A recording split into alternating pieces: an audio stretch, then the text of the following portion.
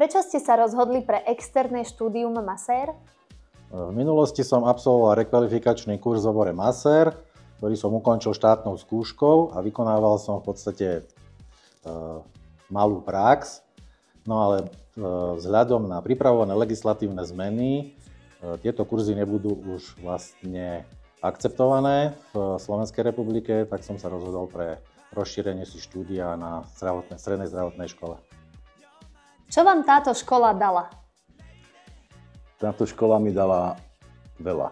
Vyplnila mi môj voľný čas. Našiel som tu kopec veľmi príjemných ľudí, jak spolužiakov, tak pedagógov. Doteraz môžem povedať, že táto škola mi zmenila život.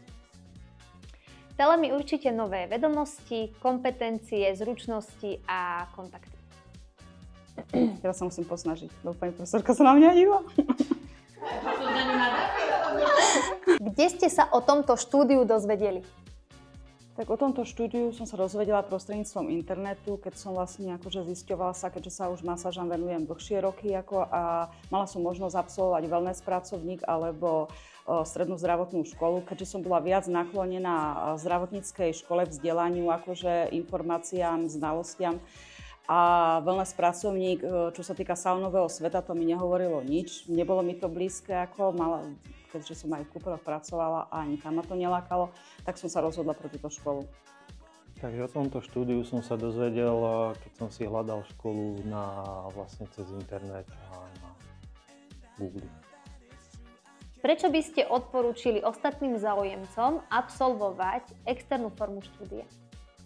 Tak táto škola je krásna, moderná, s výborne vybavenými učebňami, s veľmi milým pedagogickým personálom, veľmi príjemným prostredím a naozaj veľa vecí, ktoré sa tu človek naučí, použije či v profesionálnom alebo osobnom živote.